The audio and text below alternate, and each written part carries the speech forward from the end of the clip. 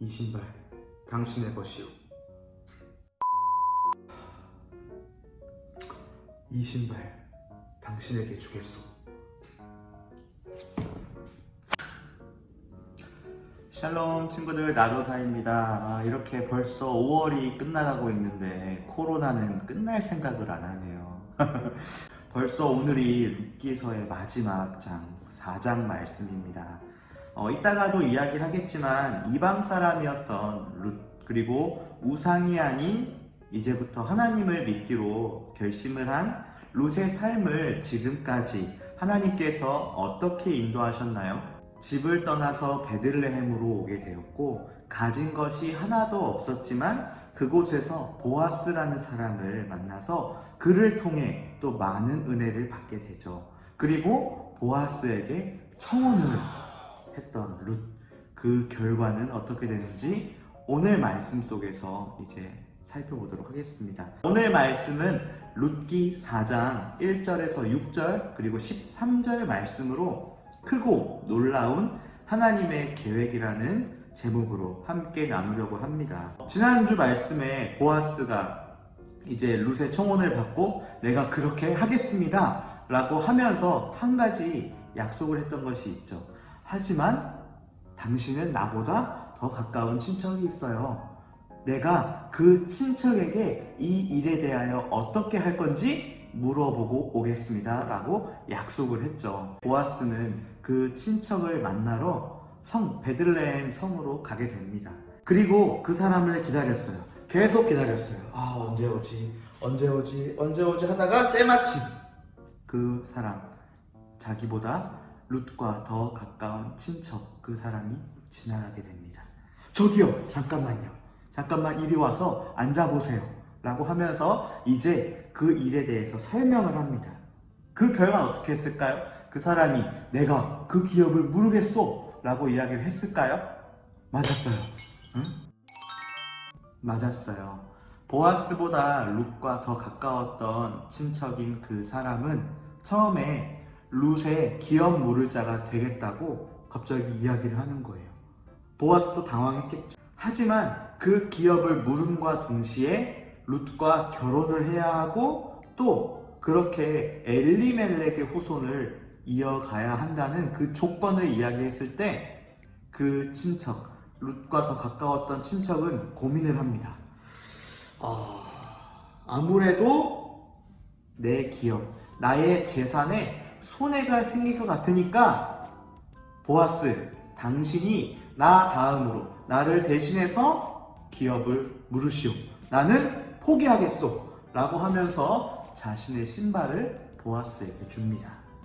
하나님은 정말 신기한 방법으로 하나님의 계획을 이루어가고 계심을 오늘 말씀을 통해서 볼 수 있습니다. 자, 여기서 신을 벗어서 상대방에게 준다는 것은 기업을 물을 권리와 그 의무를 포기해버리는 거예요. 포기함과 동시에 양도, 대신 나를 대신해서 주겠다라는 것을 의미하는 것입니다. 이때는 계약서, 이런 사인을 할 수가 없었어요. 때문에 그 신발을 상대방에게 주면서 그 권리를 포기하고 양도한다는 것을 의미하고 있어요. 그리고 그 신발을 받은 사람은 이제 그 상대방이 포기했던 그 의무와 권리를 행사할 수 있어요. 보아스는 많은 사람들 앞에서 선포합니다. 이제 내가 룻의 기업 물을 자입니다. 속량자입니다 라고 선포를 했어요. 그리고 나서 사람들에게 이렇게 얘기합니다.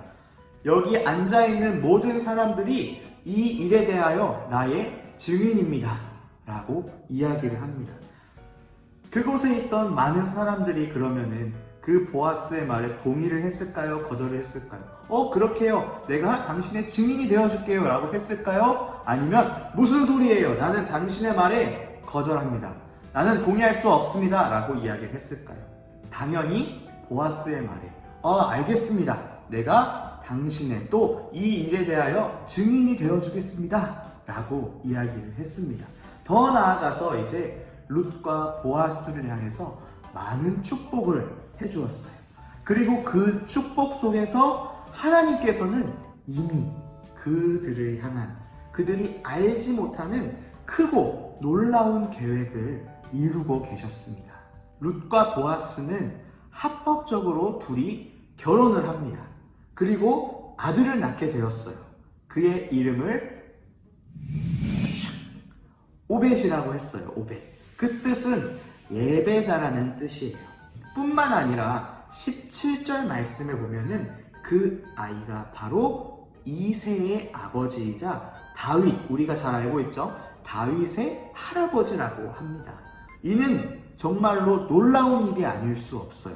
왜냐하면 이방 여인이었던 룻이 이스라엘 최고의 왕 다윗과 우리를 구원하신 예수 그리스도의 혈통적인 조상이 되었기 때문이에요. 하나님께서는 당신을 믿고 그 믿음을 향하여 자신의 모든 것을 버리고 우상을 믿던 것을 버리고 하나님을 믿기로 결심했던 그 룻을 위하여 이러한 엄청난 계획을 갖고 계셨습니다.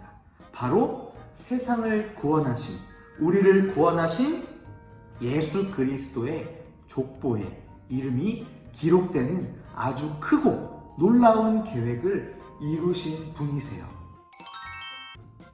자, 말씀을 정리하겠습니다. 우리가 4주간에 걸쳐서 룻기서 말씀을 살펴봤습니다. 우리가 1장부터 한번 되짚어 볼까요? 자신이 믿던 신을 떠나서 나오미를 따라 베들레헴으로 오게 된 룻. 그때 나오미에게 어떤 고백을 하죠? 어머니의 하나님이 나의 하나님이십니다 라고 하면서 하나님을 믿기로 결심하고 믿음의 선택을 했었죠. 그리고 나오미를 따라서 베들레헴으로 오게 된 룻. 그리고 그 삶 가운데 하나님께서는 아주 특별한 또 크고 놀라운 계획을 갖고 계셨던 것이죠. 그 가운데 누구를 만납니까? 보아스라는 사람을 만나죠. 그리고 그 둘이 결혼을 합니다. 결혼을 해서 다윗의 조상이 되었어요. 더 나아가서 예수 그리스도의 족보에 기록되는 놀라운 일을 하나님께서는 계획하셨고 룻의 삶 가운데 이루어 가셨어요. 전도사님이 1장 말씀에 설교를 하면서 친구들에게 했었던 이야기가 있죠. 어떠한 상황 속에서도 하나님을 향한 믿음을 우리가 어떻게 해야 된다고요? 선택하는 친구들이 되어야 한다고. 정말로 그렇게 해야 돼요. 그 어떠한 것보다 하나님을 향한 우리의 믿음을 선택하는 것이 정말로 중요합니다. 주일날 우리가 예배드리는 시간에 갑자기 친구들이 날이 너무 더워졌어, 우리 워터파크 가자 라고 했을 때 어떡할 거예요? No. 우리 예배드리고 가자 이렇게 하는 거예요. 우리가 그 어떠한 것보다 하나님을 최우선으로 생각하고 그러한 삶을 바탕으로 해서 하나님께 영광 돌리는 친구들이 되기를 축복합니다. 우리의 죄를 대신 갚아주시고 우리를 구원하신 속량자 예수 그리스도를 늘 기억하고 감사해야 해요. 더 나아가서 다시 오실 예수 그리스도를 이웃에게 전할 수 있는 친구들이 되기를 간절히 축복합니다. 우리가 아까 살펴봤던 말씀 중에 보아스가 많은 사람들 앞에서 이렇게 이야기했죠. 당신들이 이 일에 대하여 증인입니다 라고 했습니다. 우리는 우리를 구원하신 예수 그리스도, 그리고 부활하신 예수 그리스도, 다시 오실 예수 그리스도에 대하여 증인이 되어야 해요. 그러한 예수 그리스도의 증인의 삶을 살아가는 우리 친구들이 되었으면 좋겠습니다. 한 주간도 화이팅하고 그렇게 어떠한 상황에도 하나님을 향한 믿음을 선택하는 우리 친구들이 되기를 축복합니다. 우리 다음 주에 만나겠습니다. 안녕.